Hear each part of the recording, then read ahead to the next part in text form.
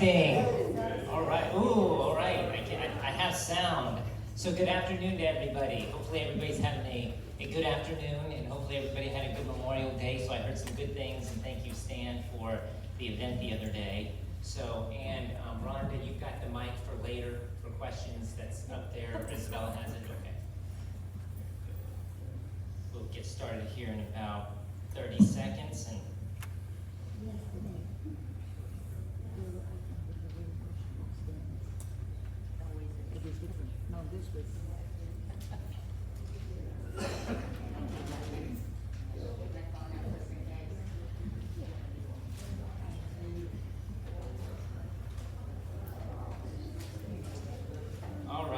thank you everybody for being here, and thank you for those of you that are joining us via the live webcast.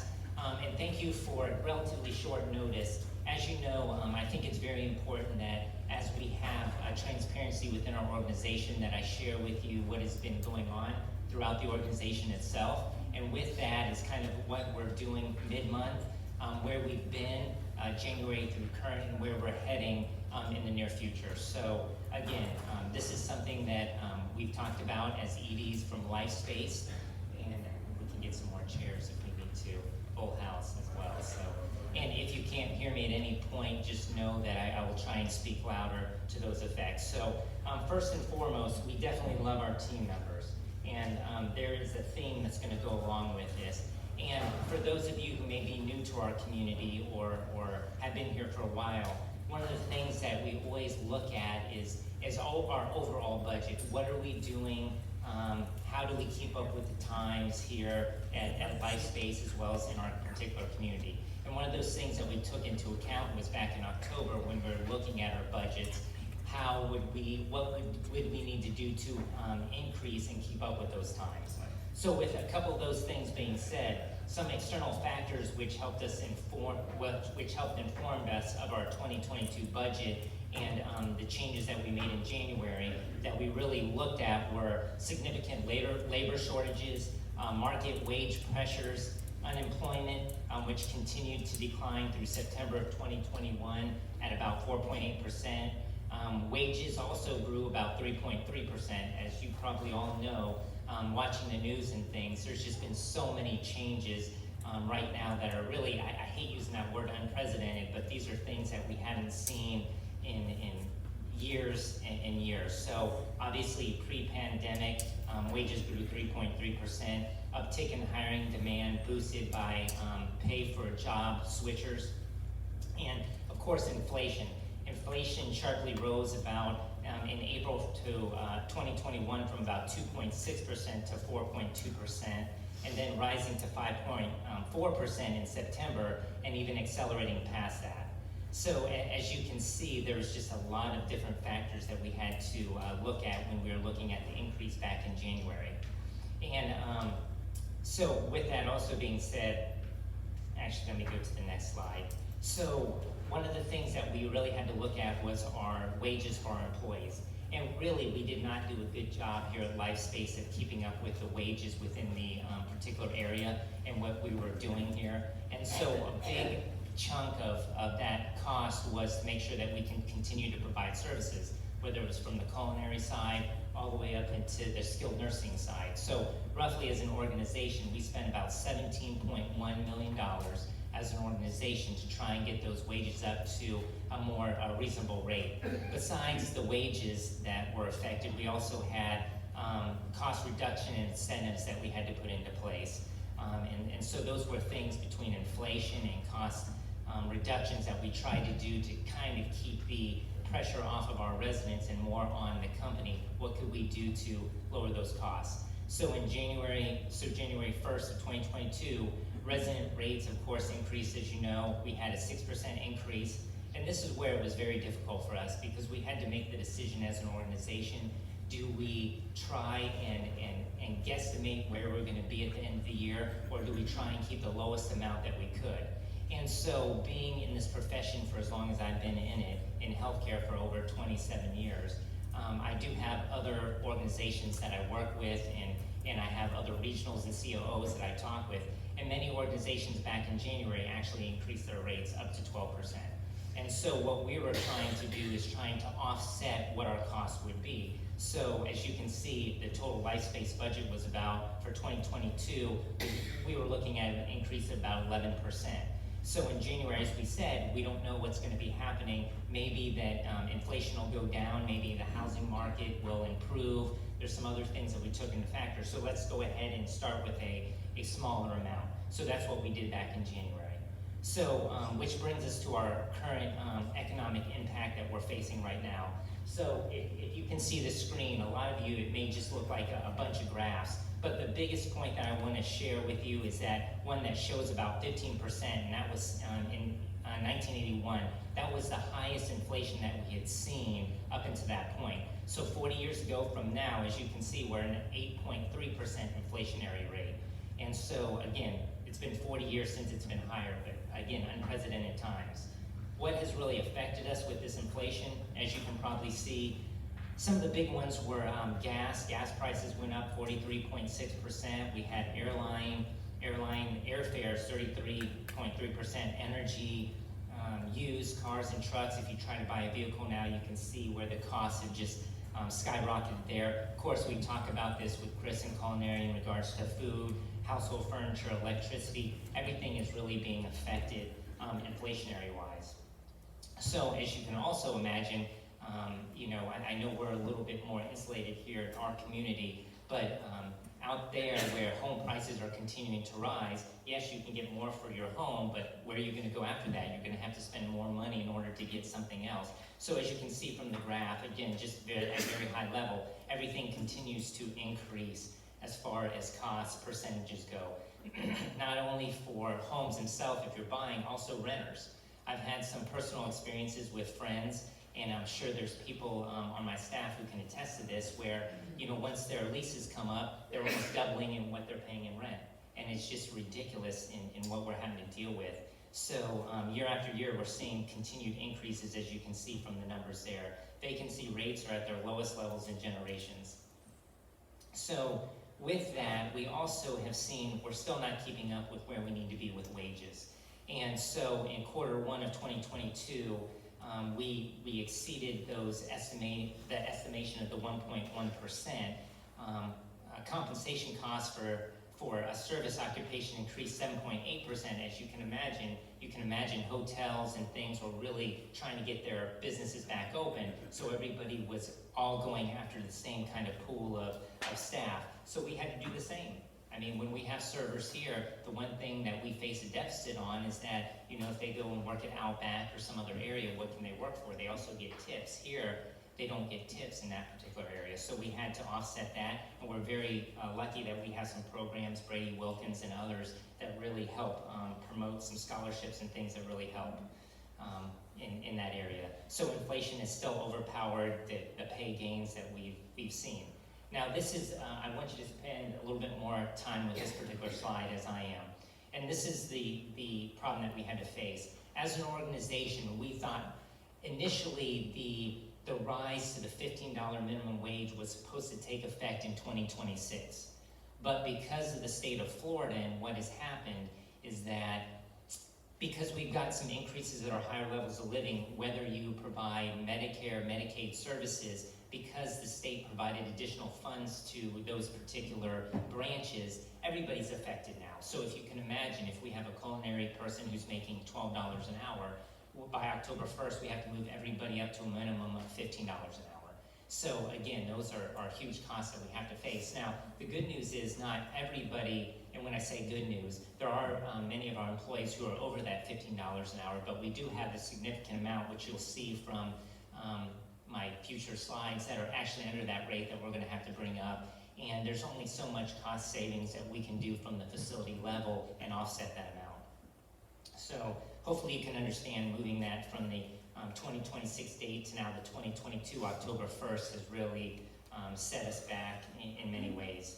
And so, as I mentioned before, you are very blessed in many ways to be able to live in a community like this. Because I think about the last time I went on a cruise, and it's been years, and I remember talking to one of the people who worked in the fitness center, and we were talking about some different life events and things that were happening in the world, and they were like so sheltered from it. They're like, I'm on a ship all the time. You know, life is good here. I have my food. I have everything I need just right in front of me. So they didn't see a lot of the things that we were seeing out in the regular world. It was even scary. It was close to 9/11. So many of them didn't even know what was happening, you know, in New York at the time. So anyway, so moving forward, as we continue to look at what we can do to mitigate some of those costs, there's several key factors that we're looking at here. We had the continued negative impact of the COVID impact that we had. Also, the wage market continues to harden. And then, of course, the unforeseen inflation that we're seeing as well. And those are just things that nobody could really predict, and nobody can see that they're going to go down from here. It only seems like it's going to go up from here. And so the external impact on life space. So this is so you get a number of what we kind of deal with. As we talked about, the inflation has driven higher costs, as you've seen out when you even go to the grocery store and get a gallon of milk. But actually, what it also affected us was we had a NOM, which is our net operating margin, which is basically, to make it very simple, our expenses versus our income. We had a shortfall as a company of about $4.2 million. Now, you can imagine, no matter how good an organization does, you lose $4.2 million, you're burning cash. So those are things that we had to try and offset. And believe me, we've done many things that are at the community level to try and do that. So going back to the point, also the agency, as we were talking about earlier, there weren't staff available. So when you talk about your higher levels of living, like your health centers, for example, you have to have so many minimum number of staff in those facilities. If you can't get your own staff in there, you have to go to an outside agency. Unfortunately, you have to do it in order to bring in your rehab patients and take care of your current residents that are in that particular facility. And so that really hurts us. If you can picture that, if I'm paying a nurse $26 an hour, I'm paying the agency $45 to $50 an hour. So it was really huge that we had to work very hard to try and get out of agency. As you've probably seen or heard, as we've talked about different things, we've done job fairs, we've done virtual job fairs, and I am very happy to say that our assisted living is out. We're almost out of agency at our health center as well, so that'll be a nice little savings for us on that perspective. So insurance claims, all those costs have gone up. Property insurance costs have risen as well. So with that, as we went into Q4 of 2021, we still were trying to catch up with our wages. I know it's a broken record, but the inflation continued to rise, didn't go anywhere from there. And wage growth, how are we gonna bring in good qualified staff to take care of our residents all the way from culinary to housekeeping, all the way down to the nursing services? So we had to act. So when we were in Dallas recently, we were at a round table, and we were talking probably about 3 weeks ago when I was in Dallas, and we were looking at things from every level. Hey, listen, from the facility levels, there's only so much that you can do. There's only so much labor you can cut. There's only so many expenses that you can cut and still provide the same quality, or try to get to the same quality. So, and it's really hard because I've talked to many of you before, and just the quality isn't there where it used to be years ago. And so we're trying to continue to work on those to get it to the level what we expect and what you expect as well. So my point in saying that was that not only did we have to do that in all our communities, our 14 communities around the nation, but what are you going to do, home office, to also help us? And that was a very important question that we had to ask, because I don't know about you, but it can get very frustrating when you're seeing a new life space employee being hired. And I'm not saying that they don't need to be, but also when we're trying to put freezes into place and we're trying to do things at our level, what are you going to do? And they really took it to heart. And I will tell you that Jesse and Nick, our CEO, and the rest of the team, they really worked hard to say, okay, EDs, okay, staff that are at the community level, what can we do? And they made some huge significant cuts, which included, which we'll talk about here in a little while, freezes, how we had some trips planned. Why do we need to do these trips? Now that we have Zoom, let's do the Zoom calls rather than flying people to a hotel and then having to worry about the cost of food, keeping them there, and God forbid, even COVID, what you put them in contact with. So there's a lot of things that we did at the other levels. So with that being said, I felt like it was important to share some statistics with you. All of our communities in independent living, the occupancy is roughly about 78.1% on the average. Right now in our community, we're about 68.7%. Now, with that being into account, we have roughly about 12 move-ins planned by the end of June. So things are looking good. We already have move-ins, because that's the biggest way that we can offset our costs, of course, right? Is having people move in and collect those different fees. And when I say collect those, provide the services and have those monthly service fees that come in. So, and then our higher levels of living have just exploded. And that's really good to see, in that we're seeing that there's a lot of people that need those higher level living services, which would include the assisted living, the memory care, and health center. And a lot of our health center residents who come in, they are there short term. So they go back home, they're exposed to our community, sales gets to talk to them about what their needs are as well. So being at 92.16 is pretty solid. So as I mentioned earlier, there were some things that we have done to try and cut those costs. At the community level, the big thing was agency reduction and elimination. That was going to be key. When you're spending anywhere between $80,000 and $100,000 a month, and you can get that amount down, even with other benefits and things that we offer, that's huge. So we've renegotiated a lot of local contracts. Sandy works very closely with me in making sure that when a contract comes available, are we not just automatically renewing? Are we looking at that to see, healthy competition out there who can give us the best quality at a better price? Energy management with utilities. A few months ago, everything's a few months ago to me, but 4 or 5 months ago, we had a utility company come out and actually look at our utilities, everything from water to electric. We're actually got a company that's going to be coming out because there's so many incentives now that we're seeing more electric cars. We're going to have some electric stations, charging stations that we'll be able to utilize on campus as well. We have to keep up with the times. And so those are some things that we're doing. We've actually met with many vendors. Rhonda, I've got to give her kudos. She actually met with several of our vendors that do things on campus for activities. We're all in this thing together. Hey, listen, this is a good system for you. You have a lot of good residents here. Are you willing to work with us too? So when I say that, if a vendor was charging us $100, are you willing to go to $90 an hour for us? And may have them understand where they're at. They're being affected too. And so they come down in their prices to help us keep our services up as well as work with us. So as I mentioned before, home office costs, what are we doing to kind of eliminate some of those or get those down? They're doing the same thing. They're renegotiating vendor contracts. We have several different programs that are coming out now that are going to save us hundreds of thousands of dollars, if not millions. And negotiating insurance premiums down, travel freeze like we mentioned, position elimination, and hiring freezes at the home office level as well. So hopefully you'll be able to see where they're working as well. But besides all that, there are pros and cons to everything that we do, and additional market wage adjustment requirements were needed. So this is going back to our initial slide.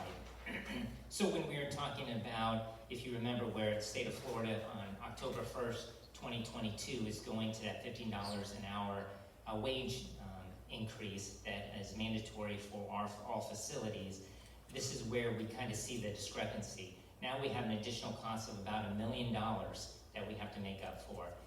That's about 11.8% increase. And so if you can imagine, if we could have stayed on that 2026 projection, that would have really helped us in getting those costs down. So now we have that additional cost. So with that being said, as I said, I'm always as transparent as I can be.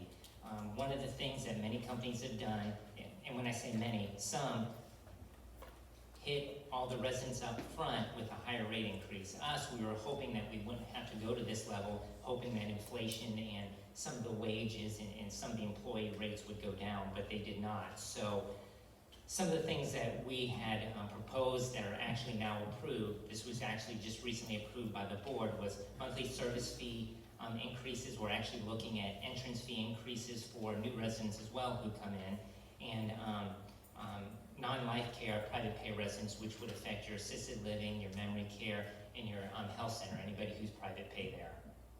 So with that, I just wanted to be very clear that there's really two factors that really played into this. If we get through all the BS, so to speak, it basically comes down to inflation and wages. That's the hugest thing that we just can't get over right now. And so in order to do that, we were forced to make some tough decisions. And so with that being said, we do have to put some rate increases into play. We are going to be sending out letters between today and tomorrow to all independent living as well as higher level living. And these rate increases will be effective 60 days from June 1st, which would be August 1st. And so those increases, what we're looking at is a 6.2% increase in the independent living, as well as a 6.2% increase for our memory care and independent living residents as well. So as that's all being said, I know this is a lot of information in a short period of time, but we are committed to making sure that we continue to provide the highest quality of care that we can. And as I mentioned before, it's very tough out there, and we're just trying to keep our costs as low as possible as far as doing everything that I can. If you've been in any of the committee meetings, I'm also very much engaged in those, and I want to do everything, and my team is very engaged in that as well. They're always bringing ideas on how we can continually save money. I've been on, I guess when you bring up an idea or two at the home office level, they put you on a committee. And so I've been added to several different committees as well, and I've been able to share hopefully some of my expertise on what I think that we need to do in order for our organization to continue to grow. We're not alone in this. There's a ton of CCRCs in the state of Florida. When I say a ton, there's a lot that act like CCRCs as well. In my past life, the only difference is they didn't have life care, and we're seeing huge increases all the way across the board. So with that being said, we will be sending out letters, we'll be communicating, and I know that we'll probably have some questions in the audience, but feel free, I'm going to stick around afterwards. Any questions that you have, I think many of you are very good about reaching out to me, so don't ever hesitate to call, set an appointment if we need to talk about things further. By all means, I want to do so. So with that, Isabel, I don't know if you want to pass around the mic. I want to make sure that we can at least hear any questions that come across. Are there any other questions from the group? I don't think we have anything from, okay, I will pass them. I know in the business world that there is a percentage of executives versus your budgets and so forth. What is Lifestyle's percentage of the high executives? Life Spaces. So can I tell you this? It's pretty high. And so when we're looking at the percentage, that's actually one thing that that wasn't mentioned in this, that I actually brought up during one of our meetings. And that's what kind of, I believe, and when I say I'm not the only ED that was involved with that, but we also have to look at how we can cut some of the higher level spending that we have, meaning the executives. And I know from that meeting alone, there were 7 or 8 that we actually put freezes on, that we weren't having any intention on hiring. But as far as the actual dollar number, I'll have to get back to you on that. I don't have that at my fingertips. I think that would be very beneficial for us to know. Yeah. Well, and Basil, I think do you have that number? I think we had talked about just some of the higher level of expense of what we're paying for right now. Well, the biggest increase that we're dealing with right now is general administrative. Yeah. And there's a lot of components of general administrative. And one of those general and administrative things is their home office allocation, which we have a lot of dialogue on. And even this year, basically the raise that was put through before produced about $600,000. Well, $220,000 of those went to the central office, to your point, Joyce. So that's one that we really do need to look at. Yeah. The second, we had others, but really G&A was the big one. Sure. And going back to your point with the home office allocations, I understand that that's one of those things where we have to provide support, but at what level? Hey, Joy. Well, on that same point, we know that the average executive makes 300 times what the average employee does. And it's not just the salaries, it's also all the perks they get. You talk about freezing salaries, what about freezing perks? Yeah, no, it's definitely a good point, and there's a spreadsheet that we actually worked on, because a lot of things that we're looking at is systems too. We find ourselves working with a system that's antiquated, that we're not updating. For example, right now, Joy, I can tell you, I've got so many programs, I probably have 14 different passwords. And one of the things that's really going to help us right now, we're going to one HCM, which is a health system management system, which will basically give you one password, which will save us quite a bit of money. On that same point, we've had a system that we've been using for a while called Concur. We're actually going to another system called Coupa, which means basically if you're a vendor, Joy, you come to me, instead of having to wait 30 days to get paid, or us write a paper check, which each costs us money, we're actually gonna be able to pay you as long as you're part of our system. 95% of the vendors in Florida are on this system. So that's gonna save us roughly $500,000 to $600,000 a year as well. So there's a lot of different programs that we're looking at, and we are renegotiating, because the thing that comes with perks, as you so to speak, just like me as an executive director, there's things that are offset the costs of bringing an employee in. Because again, we wanna be able to say, like, for example, if we're competing with the hospital, with our health centers, how are we gonna keep the cost of benefits low when the hospital, you're only paying $10 a month? So those are all things that we're taking into account, so.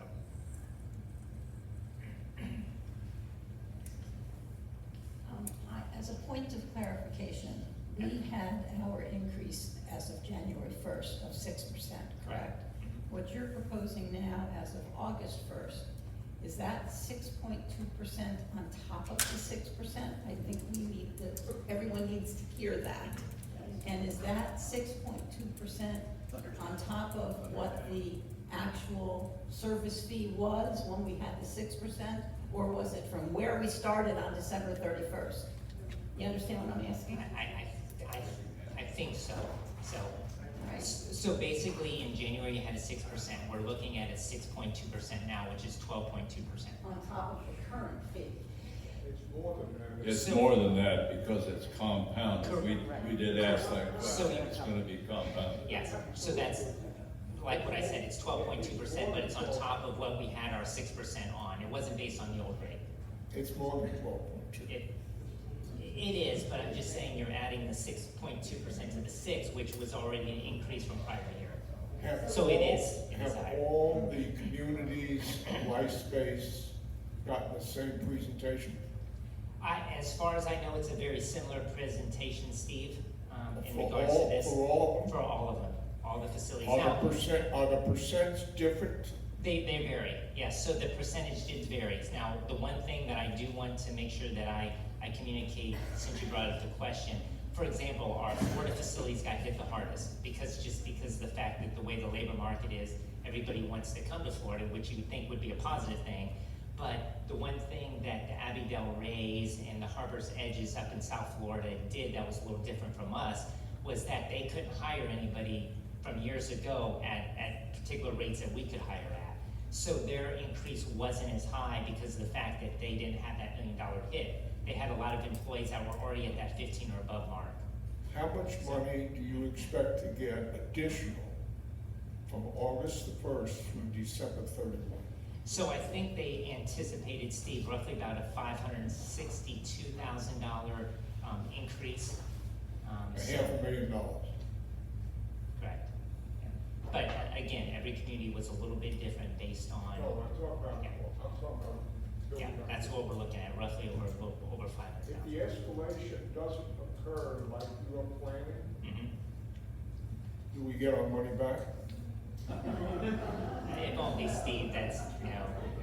Well, if it goes up, we gotta pay for it. If it goes down, we don't get it back.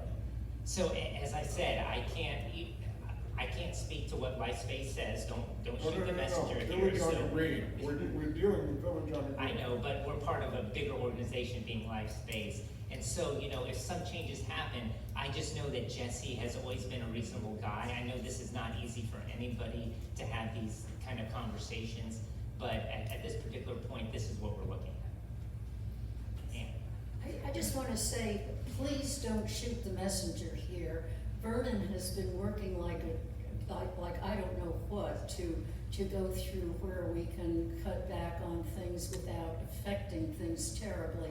He's been under the gun from corporate to do this ever since that executive meeting, and this is going to. It's a hard pill to swallow. It's a terribly hard pill to swallow. And they tried to justify it by, but they took a risk. They took a big risk in holding back that extra 6%. But those who've been in the finance committee and followed this, you could see it coming. And the finance committee, Basil in particular, has worked out figures, if you're interested in them. He's made available, I believe it's Thursday afternoon after our council meeting, for people who want to go into depth more on that. Of course, it will be a topic of discussion at the council meeting also, but do not shoot the messenger. Well, He's a and I think, valuable person. I think most of you know I'm in this with you. We're in this together, and it's always hard discussions to have, but I'm gonna do everything in my power to make sure that we provide the best quality that we can. Ms. Gibson? I'm concerned at the corporate level. Over the year, they have hired and hired and hired.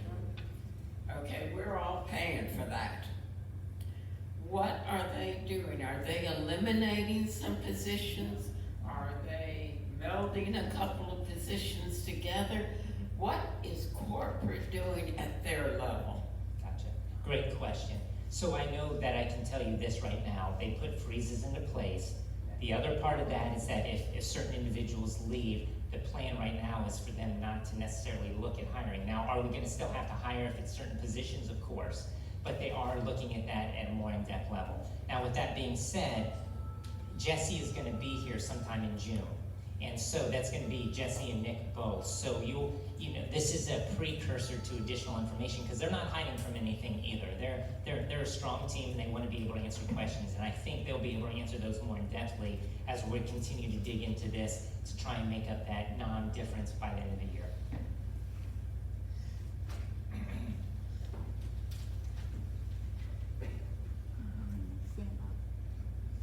Good afternoon. Yes, Sam. How much of the increase will be going to corporate? How much of that increase will be staying here to handle our increases? And I certainly support what Arlene has said. We keep seeing vice president after vice president being added, and it hurts each time we see one of those. But anyway, how much of that 6.2%? Does it stay here? Does it go to corporate? Does the homeowners association and the HOA increase? So back to Basil's point, you know, it really is, we're looking at that general and administrative. And again, really the focus right now is really on the inflation and the wages here. So my understanding of what we're doing here is not necessarily with the home office. Yes, we hopefully will be able to save, but this is to make sure that we're bringing our employees up to the level that we need to. As you know, we did that increase back in January as well. So we're hoping to keep most of that obviously in-house, and that's what the numbers are showing from my perspective. But again, general administrative is something we're definitely gonna have to look at further, and hopefully that'll bring more savings to the organization. Because even with this isn't gonna bring us to where we need to be. There's a lot of things that I have to do on my end still, you know, to try and make up for that difference in Did I answer your question? The only other thing is to keep in mind that how much of this campus needs rejuvenation.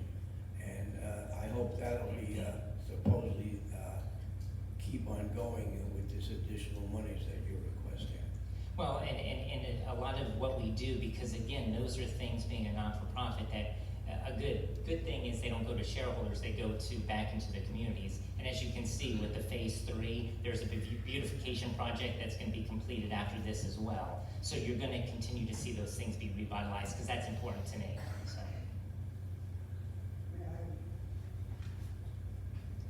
Mr. Ross. I just want to make sure that I understand that the 6.2 is not retroactive. August the 1st. August 1. The existing fees go up, but nothing is retroactive. Nothing's retroactive. August 1st. We have to give 60 days notice.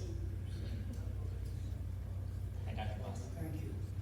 I won't shoot the messenger. I don't have any gun, I don't believe in guns. Can't hear you. I just said that I don't want to shoot the messenger. I don't have guns, I don't believe in them. My question is about increases are going to come, and whatever question we may ask, we only can ask explanations. And this is a fact that will happen. My concern about the savings, that how much wastage there is, and is there any savings on the wastage side? And some questions have been raised, including the question of excessive hiring probably. My second concern, and it's really concerned, we have two headquarters, one in Dallas and one in Des Moines.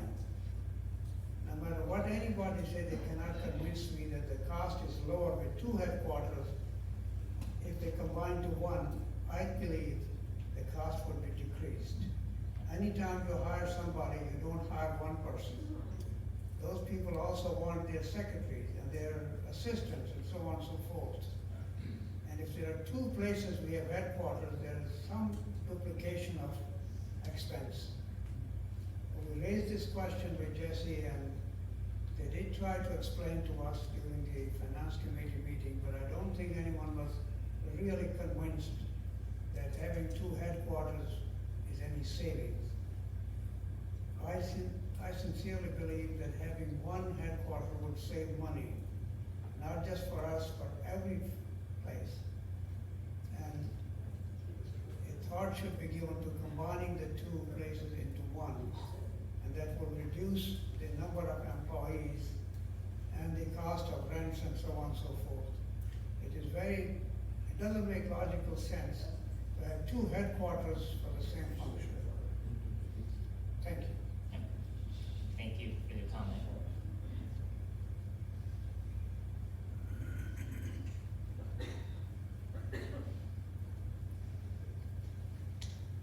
With these new increases, how will we compare to other CCRCs, and could it possibly impact our ability to attract new residents? There's always that possibility. We recently just got some wage studies back, and I'll be totally honest with you. The Westminsters, I know somebody higher up there, Staywell, not sure if you're familiar with them, but our pricing is very comparable. We're actually a little bit under as far as what they charge. Now, I can't speak for all of them because some of them, as I mentioned earlier, act like Life Care but aren't. So some of their costs and fees are a little bit different. But we are still competitive, and we don't want to push ourselves out of the market, so to speak, because we're already dealing with a very small window of folks. But we're hoping with the efficiencies and things that we are doing, because we are, to be honest, we are going to be looking at raising entrance fees for new residents. I just don't know what that amount is yet. So, excuse me, choking on my own spit. So once we do that, I will, obviously we'll be sharing with those folks that move in as well, because we want to be transparent, but I think most people have pretty much understood, that some of these costs, it's just, you just can't do it by one facility alone. So hopefully I answered your question, that we're still competitive with the others. Vernon, I think we need to ask Headquarters Life Space to give us a more detailed list other than just wage freeze or freezing positions and not hiring to fill positions. We need more specific exercises they're going to go through to reduce the headquarters expenses. If they're asking us to give more, then they need to give us more. So Mindy, that's already happened. As I mentioned before, I've got pretty much a spreadsheet, but when Nick is here at the end of the month, Nick and Jesse, they're gonna cover that more. That's gonna be part of their plan. There's a whole spreadsheet. They had 2 executive directors at each of the tables as well, and we were able to give our input. So I think you'll see some pretty solid numbers. So yes, you're absolutely right. You're entitled to that, and we'll be sharing those. But now, not down the road, now.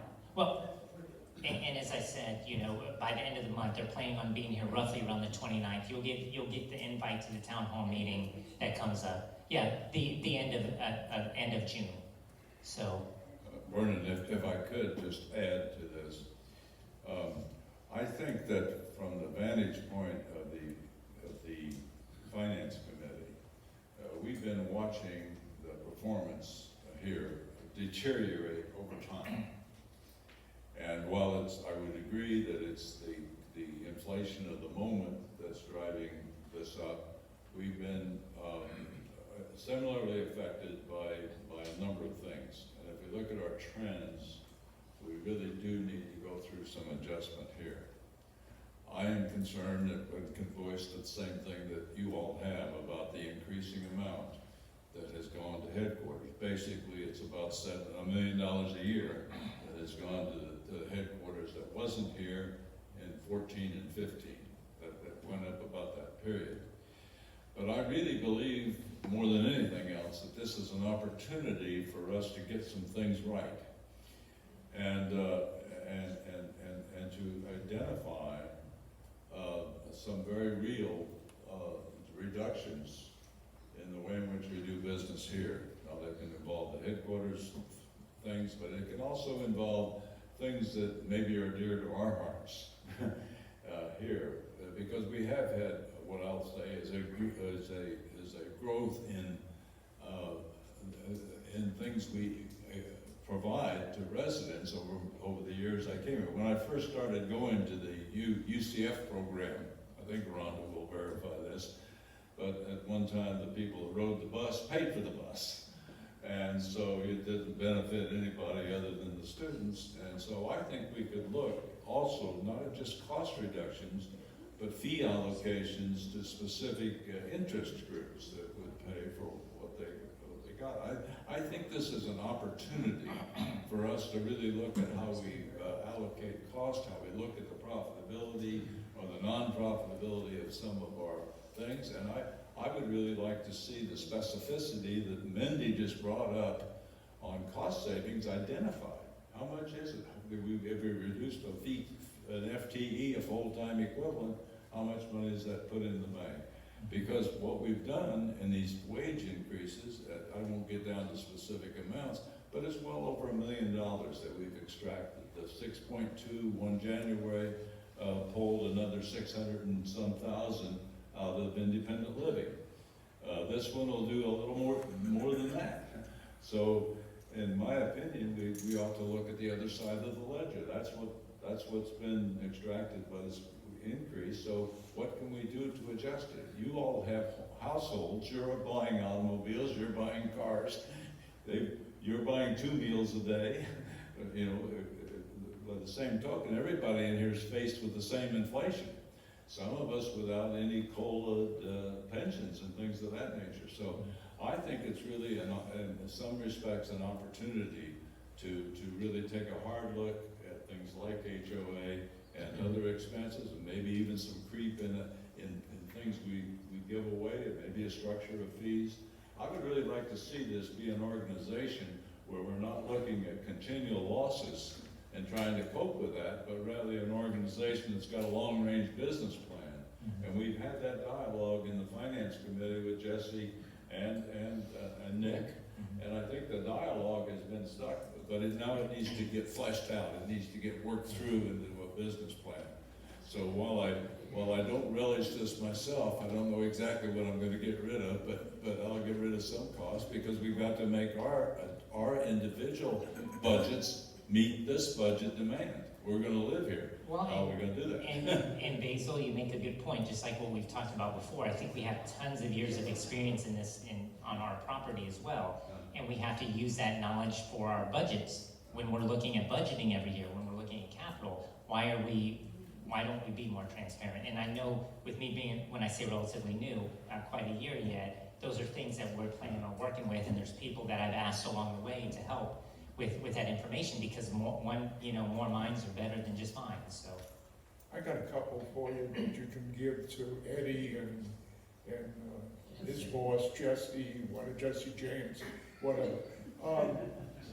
Board of directors, nonprofit organizations don't normally pay board of directors. Current board of directors, what do we have now, 12? They're making $50K a year, give or take a little bit with expenses. That's a hell of a savings. yeah, I don't know. Let's cut them off. General administrative, yeah. You know, they really, you know, they're fun to talk to. Let me give you another one, a big one. Yeah. Get rid of Unidyne. Get rid of Unidyne. They're not doing anything different than we had without Unidyne, without town school. In fact, it was, in some people's mind, better. Yeah. I think, and Stan, I think that is kind No, of. I'm Steve. Oh, Steve, sorry. Sorry, Steve. I was thinking Stan, but Steve. So, this is one thing that I've never had a third party when it comes to culinary. And so, a lot of those employees that are there, I think that's what we're shooting for. I don't know all the ins and outs of why we went from TCM to Unidyne, but I think that is the plan because you can control that a little bit more than having that third party. So I think the company organization agrees. I just don't know what the time frame will be. I just hope they don't sign, he doesn't sign a long-term contract with Unidyne. Yeah.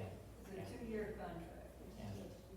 Yeah, But I'm not sure, it's not going later than that recently. Yeah, and that's what I'd have to find out because I think initially it was talked about 2 years, but I don't know what Don Paul's thought process is behind it, if it's longer. I would suggest also that we would look into working smarter. As you know, I have a lot of concern about maintenance and construction. One really big example, and I've had many, there was a flood in my apartment because the apartment above us, which was empty, was flooded. Now, if somebody just went in every day for 5 minutes, they could catch that flood before we got flooded. I was told the repair to our apartment cost between $8,000 and $12,000, and there's many situations like that. Well, Joy, and that's where it's really hard because I think we all have the best intentions, but we only have limited labor. And I don't know the details of that particular situation, but we definitely try. You know, like when I brought Tony aboard, I want somebody that had the experience of running CCRCs too. No fault of Richard, he's still part of the team, but we have to work smarter, like what you say. For example, we've talked about it before. Okay, there's a lot of lights that are left on because of contractors after hours. Let's save some money. Let's make sure that we're doing our rounds. So I communicate with our team to try and make sure that we do that. And that's where your eyes and ears help because, again, there's only so much that I can catch. But as we see things, and hopefully you see from our responses back, we try to get those things done. But you're right, efficiency will definitely lead to better cost effectiveness for sure. So thank you. Yeah, I got a question. What is the break-even point for Village on the Green, both occupancy-wise and people-wise, so that we don't have to do these increases? You know what? There's not a good answer. I guess if we talked about if we could take out the inflation rates and if we could keep the wage levels at where we need to be, I would love to be able to say, hey, if we could be at 84%, we'd be there. But there's just so many changing factors with that right now. You know, you've got your insurance that goes up in this area that costs us money. Okay, inflation just shot up another 3% that costs us money. So it's really hard to kind of put that number on it. But I just know that, you know, as a company, we want to try and get that 85% occupancy rate. But again, there's just so many outside factors that lead to that. Hey, Mr. Major. When I was fortunate enough to move in here in February, one of my major concerns was inflation. And I negotiated a price freeze for everything for my personal expenses for 2 years. Will you continue to honor that? Gotcha. Those are things that we have to take on a case-by-case basis, Mr. Mage, because those are conversations with the home office. So, you know, as far as I know, what's written into the contract, they're going to continue to honor, but that question has been brought up. So I can let you know what that costs, because that's a little bit different from the assisted living side. Right, any other questions? And I'll be around for a little while too if there's something you don't want to ask as a group. Thank you again. I appreciate it. I continue to look forward to working with everybody, and thank you for your time. Appreciate it.